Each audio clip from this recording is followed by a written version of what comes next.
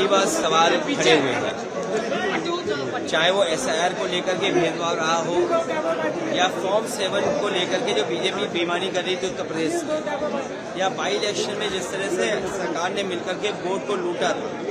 तो ये तमाम सवाल खड़े हुए हैं।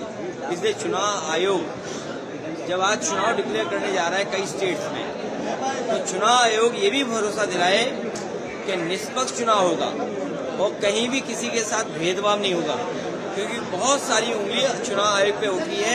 ये कॉन्स्टिट्यूशनल बॉडी है, उनकी जिम्मेदारी बनती है कि उनकी क्रेडिबिलिटी पर कोई सवाल न खड़ा करे। छत्रपति शिवाजी महाराज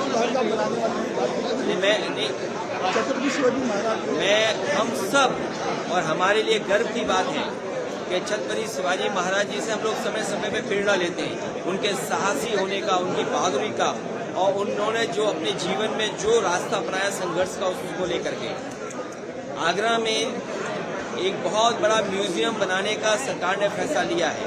लेकिन सरकार बजट नहीं दे रही है, तो महाराष्ट्र की सरकार से हम कहेंगे कम से कम वो बजट दे दें, और समाजवादी सरकार बनेगी तो 1000 एकड़ का पार्क छत्रपति शिवाजी जी के महाराज के नाम से इटावा में नदी के किनारे हम लोग बनवाएंगे। सर, काशीराम को माननीय काशीराम जी को हम लोग मानते हैं। हमारे तमाम साथी जो हैं पार्टी में आज, वो माननीय काशीराम जी के साथ काम किए हैं, उनके सहयोगी रहे हैं, उनके साथ संघर्ष किया है।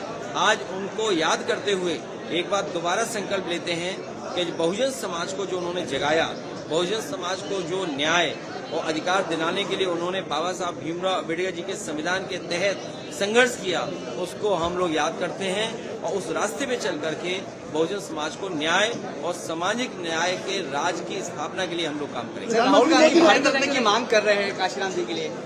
हम सब चाहते हैं कि माननीय काशीराम जी को भारत रत्न मिले। जिस तरीके से प्रधानमंत्री LPG तो लापता गैस उसका नाम रख लेना चाहिए, लापता गैस।